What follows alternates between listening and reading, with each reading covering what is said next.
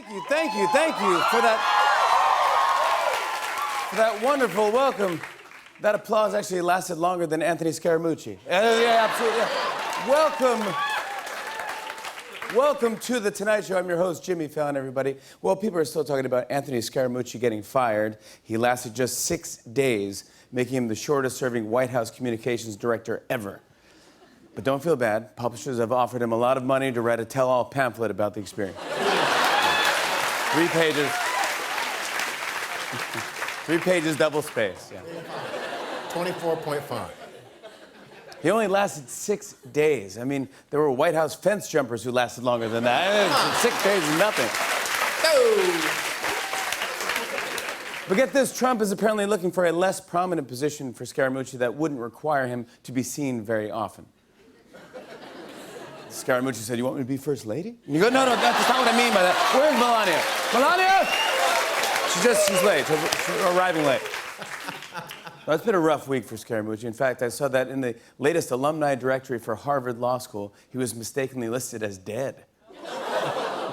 It's nothing personal. That's just what happens in Harvard if you don't donate any money. Yeah, that's what they get soon. But Anthony Scaramucci joined a long list of officials that President Trump has fired. That might explain this commercial that I just saw. Watch this. Are you looking for work? Yes. Unsure about your future? Yes. Or maybe you have a job, but you're worried you could be let go at any moment? Absolutely. Then forget about LinkedIn and join Kicked Out, the only jobs website made for people who've been fired from the Trump administration. Fantastic. Kicked Out knows exactly how to get you that amazing new job. We take your resume and delete anything that says you've worked for Donald Trump. Isn't that wonderful? Kicked Out. Sorry, we can't help you get on Dancing with the Stars. Kicked Out. Kicked out. Kicked Out is the new LinkedIn. Well, kicked out.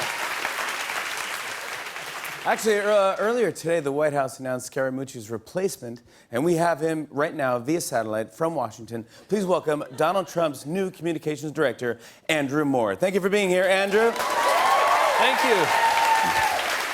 Thank you, Jimmy. I'm excited for the challenges of being communications director, and I'm confident that I'll be fully capable of seamlessly transitioning into the new role. Now, Andrew, what experience do you have that qualifies you to take on this very important role in the White House? That's a good question, Jimmy. For the past 8 years, I've been fighting for the I'm so sorry. I'm not sure what's going on here. What happened to Andrew? Oh, he was fired. Just now? Yep. Check Trump's Twitter. Anyway, I'm taking over the job. Well, who are you? My name is Jerome Kennard. All right, well, Mr. Kennard, I'm not quite sure where to begin, but are you nervous about taking over the communications director position? A little nervous, yeah. Wait. Who are you? I'm the new White House Communications Director, Bob Wellington. Jerome was fired. You're the new White House Communications Director. That's right, Jimmy. Matt Grady. Nice to meet you. Now, wait, another new communications director? That's the 4th new communications director in 1 minute. How is that possible? I know, it's a little crazy. Wait, you again, Andrew? They rehired you? Oh, no, I just left my mug here. It was the only thing I had enough time to put on my desk, so... Well, then who is the new communications director of the White House? It's me, Jimmy. I'll just do it myself. Donald Trump, you're your own new communications director? Yes. Oh. No, I guess not anymore. I'm looking at my Twitter account. I just fired me. All right, that's enough. Thank you very much. Andrew Moore, Jerome Kennard, Bob Wellington, Matt Grady, and Donald Trump, everyone. Confusing. Well, yesterday was White House Chief of Staff John Kelly's first day on the job, but it got awkward when he showed up and said, "Why are you writing my name on the door in dry erase marker?" Oh, wait, that's not a good sign. That's not good. Yeah. But it's crazy. As of today, 12 top government or White House officials have been fired or resigned since Trump took office. Yeah. And Trump was like, "Just 5 more eliminations until I announce the winner." And no, that's not how this works. It's not a reality show. What are you doing? The other big story that people are talking about is that Trump dictated Don Jr.'s misleading statement about meeting with a Russian lawyer last year, which puts the president in legal jeopardy. When Trump heard that he was in jeopardy, he said, "I'd rather play Family Feud." Show me collusion!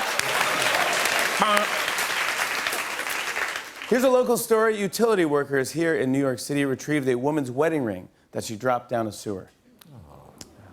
While the rat handing it back was like, always a bridesmaid. Absolutely. Congratulations. Well, last night was the Men Tell All episode of The Bachelorette, where the guys who were eliminated from the show talked about their experiences. The fans love it, and I think it might have inspired another show, too. Check this out. Tonight on ABC, tune in for a very special event. The White House, Men Tell All. Watch Reince talk about having his heart broken by Donald. Well, it is disappointing, but I don't think it's over yet. See Sean try to find the words to describe saying goodbye. I think I think at some point he's. And Anthony reveals the very last thing he said to Donald. Thank you. That's all tonight on The White House, Men Tell All. The White House Men Tell All. And finally, this is going viral the other day on a Southwest flight. A little boy greeted everyone with a fist pump on his way to his seat. It's pretty cute. Check this out. Who wants to fist pump you? Let's do it.